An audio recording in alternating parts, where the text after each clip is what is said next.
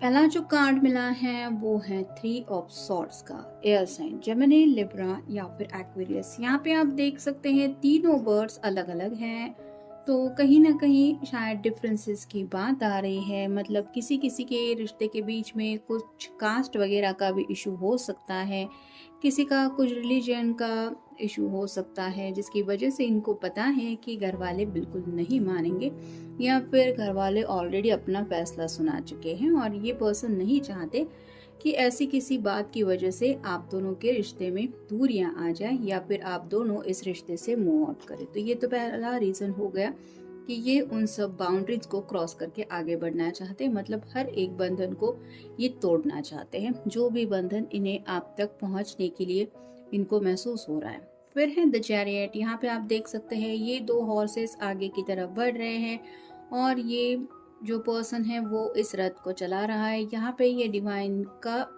Sign समझ रहे हैं कि कहीं ना कहीं ऊपर वाले ने आप दोनों को मिलाया है, तो अब आप दोनों को आगे बढ़ना है, ना कि अलग अलग रास्ते से अपनी जिंदगी चुननी है। तो कहीं ना कहीं ये ऊपर वाले पे भरोसा करके अपने जिंदगी के आगे के सफर के बारे में सोच रहे हैं। मतलब उनको ये एहसास हो रहा है कि प्यार किया है, कोई गुनाह तो नहीं किया, और ऊपर वाले को साक्षी मान के अगर इन्होंने आपको अपनाने के बारे में कुछ सोचा है या फिर दुआएं की है, तो ये उन्हीं दुआओं के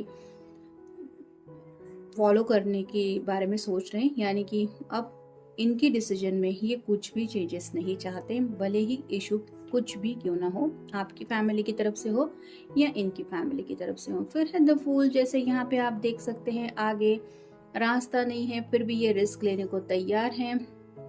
ये इसको पता है कि इसको आगे बढ़ना है, अब पीछे तो जाने वाला ये है नहीं, क्योंकि इसने ठान लिया है कि कुछ भी हो जाए मुझे इस रास्ते से ही आगे बढ़ना है। वैसे ही आपके पर्सन को भी लगता है कि जिंदगी में आगे कुछ रिस्क भी है तो भी कोई प्रॉब्लम नहीं, उन्हें बस आपकी तरफ बढ़ना है, मतलब बढ़ना ही है। और फाइनल कार्ड है 2 of wands, fire sign Aries, Leo या फिर सैजिटेरियस। जैसे ये दोनों एक दूसरे की हेल्प करते हुए ये बीज वगैरह कुछ बोया था इन्होंने, जो फसल अच्छी तरह से उनको यहाँ पे मिल रही है, तो उन्होंने कुछ अच्छा फैसला किया था जिसका फल इनको मिल रहा है, ऐसा ये कार्ड तो बता रहा है। वैसे ही शायद आपके पर्सन को लगता है कि अब तक जैसा भी आपने उनका साथ दिया है, उस साथ की वजह से आगे का फ्यूचर भी आप दोनों का काफ़ी ज़्यादा अच्छा है और आप दोनों एक दूसरे के रिस्पेक्ट करते हैं, एक दूसरे के डिसीजन की भी कदर करते हैं, एक दूसरे की परवाह करते हैं। और इससे अच्छा और क्या चाहिए रिश्ते में आगे बढ़ने को लेके। जैसे यहाँ पे भी 2 बर्ड्स है, लेकिन ये बीच में कौवा बैठा हुआ है जो शायद इन दोनों को प्रॉब्लम दे रहा है। वैसे ही आपके पर्सन भी चाहते हैं कि आप दोनों के बीच में जो भी प्रॉब्लम्स आ रहे हैं उन्हें अब किसी भी हालत में रास्ते से हटाना है। यहाँ पे भी 2 हॉर्सेस है, आगे बढ़ रहे हैं। वैसे ही आपके पर्सन आपके साथ आगे बढ़ना चाहते हैं और इसीलिए ये इस तरह से सोच रहे हैं। फिर है ग्रो।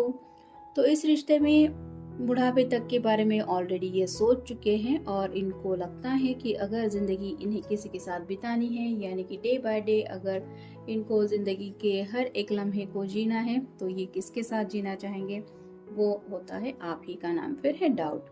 तो पहले शायद इस पर्सन के दिलो दिमाग में काफ़ी सारे डाउट थे, पता नहीं क्या होगा, कैसे होगा, घर वाले मानेंगे या नहीं, लेकिन अब जब शायद इनको वो सब डाउट क्लियर हो गए हैं, यानी कि किसी किसी को तो शायद क्लियर आंसर्स मिल गए हैं, जिसकी वजह से ये डाउट क्लियर हो गए हैं और अब ये अपने बलबूते पे ये रिस्क उठाने को तैयार है, फिर है वरिड। तो काफ़ी वक्त से शायद आप दोनों भी एक दूसरे की काफ़ी ज़्यादा फिक्र कर रहे थे, क्योंकि आपको समझ भी नहीं आ रहा था कि आखिर इस रिश्ते का फ्यूचर क्या होगा। जो फ़िक्र आपको सता रही थी वैसी ही फ़िक्र ये पर्सन भी कर रहे थे, यानी कि उनको भी लग रहा था कि पता नहीं घर वाले मानेंगे या नहीं, लेकिन बाद में उनको ये एहसास हो गया कि जितना ज़्यादा आप दोनों ने प्रॉब्लम को फेस किया है, उतना एक दूसरे के लिए दिल में ज़्यादा एहसास आप दोनों ने फील किए हैं, वो फ़िक्र बढ़ गई है, साथ ही साथ वो प्यार भी बढ़ गया और इसी वजह से शायद इन्होंने इस तरह से आपके साथ आगे बढ़ने के बारे में सोचा है। और फाइनल कार्ड है जेलसी। तो कुछ लोगों को शायद ये भी था कि पास्ट में कुछ ऐसे इश्यूज थे जिसकी वजह से थोड़ा बहुत जेलसी भी ये फील कर रहे थे, मतलब ये पर्सन सच में आपको और किसी का होने नहीं दे सकते इतना ज़्यादा ये आपको चाहते हैं, यानी कि आप किसी से बात भी करें तो भी इन्हें पसंद नहीं आता, इस हद तक ये आपको अपना मान चुके हैं और ऐसी हालत में ये अब किसी भी हालत में बैकआउट करने को तैयार नहीं है। अब देखते हैं आखिर ऐसा वो क्यों कर रहे हैं, क्या है उनके दिल में वो messages. You are always ready to defend me and stand by my side. तो जब भी बात आती है इनकी साइड लेने की, भले ही आपके घर वालों के अगेंस्ट जाके बात करनी हो या फिर समाज के अगेंस्ट जाके कुछ कहना हो, तो उनको लगता है आप उनकी साइड लेना कभी नहीं छोड़ेंगे और ना ही अब तक आपने ऐसा कुछ किया है। तो ये उनको एक प्लस पॉइंट लगता है, मतलब किसी भी मुश्किल वक्त में भी उनको यकीन है कि अगर कोई उनका साथ दे सकता है तो वो है आप। अपने घर वालों के बारे में भी शायद ये पर्सन इतना श्योर नहीं है जितना ये आपके बारे में श्योर है और शायद इसीलिए ये इस तरह से आशिकी में आगे बढ़ने के बारे में सोच रही, या फिर आप कह सकते हैं बढ़ने को तैयार है। नेक्स्ट है you are never bored of me even when I am bored of myself. तो इनको लगता है कि ये खुद से तंग आ गए हैं, मतलब अकेलेपन की जिंदगी है, रोज वही रूटीन, रोज वही सब बातें और बोरिंग काफी ज्यादा उनको अपनी लाइफस्टाइल लगती है। लेकिन जब भी ये बात आपसे जुड़ जाती है तो उन्होंने नोटिस किया है कि आपने उन्हें कभी भी बोरिंग होने का एहसास नहीं दिलाया, यानी कि उनका डेली रूटीन सुन के लेना हो, उनके प्रॉब्लम सुन के लेने हो, उनके छोटे छोटे मसले हल करने हो, आपने हमेशा उनको हैंडल किया है बहुत अच्छी तरीके से, जिस वजह से इनको लगता है कि इनके मूड स्विंग्स या फिर इनके लाइफ के अप्स एंड डाउन्स अगर कोई हैंडल कर सकता है तो वो आप ही हैं। नेक्स्ट है वो आपसे प्यार करते हैं क्योंकि you are my best friend with benefits. तो कुछ लोगों ने शायद इस रिश्ते में शुरुआत ही की थी फ्रेंडशिप से, यानी कि आपके फ्रेंड सर्कल में भी शायद ये पर्सन हो सकता है। तो मे बी पहले ये पर्सन इतना सीरियस नहीं था, जस्ट दिल के बर्डन को शेयर करना है या फिर किसी से कम्युनिकेशन करना है, कुछ बातें डिस्कस करके थोड़ा बहुत माइंड रिलैक्स करना है, इस तौर पे शायद कुछ बातें शुरू हुई थी। लेकिन उनको खुद नहीं पता चला कि ये कब इतना रिश्ता गहरा होता चला गया कि ये अब इमेजिन भी नहीं कर सकते कि आप किसी और के हो रहे हैं या फिर आप किसी और से बात भी कर रहे हैं। और फाइनल कार्ड है you know my taste and know how to please me. तो कहीं ना कहीं यहाँ पे बात आ रही है कि ये पर्सन जो है वो काफ़ी ज़्यादा मूडी हो सकते हैं, यानी कि किस बात पे उनको गुस्सा आता है, किस बात की वजह से उनके मूड स्विंग होते हैं, कौन सी बातें उनको पसंद है, कौन सी लाइक्स डिसलाइक है, ये सब आपको पता है, जिसकी वजह से आप उन्हें बहुत अच्छी तरीके से हैंडल करते हैं या करती हैं, जिस वजह से ये खराब मूड में भी होते हैं तो भी उनका मूड चेंज हो जाता है। यानी कि आपके अंदर वो जादू है कि आप विद इन मिनट या फिर विद इन सेकेंड इस पर्सन को सैडनेस से हैप्पीनेस में चेंज करवाते हैं। और इसी वजह से ये पर्सन अगर अपनी ज़िंदगी से स्ट्रगल करते हुए थक गए हैं तो अब ये सोच रहे हैं कि ऐसे भी रुक के क्या फ़ायदा, जब खुशियाँ मेरे दरवाजे तक आके पहुँच चुकी है और मैं अभी भी इंतज़ार कर रहा हूँ कि क्या मुझे उन खुशियों को वेलकम करना चाहिए, तो ये तो बेवकूफ़ी कर रहा हूँ। तो मुझे आगे बढ़ के उन खुशियों को अपनाना चाहिए और उन खुशियों के रंग में रंगना चाहिए। और यही सब सोच के ये इस तरह से आशिकी की हद पार करने को तैयार हो रहे हैं।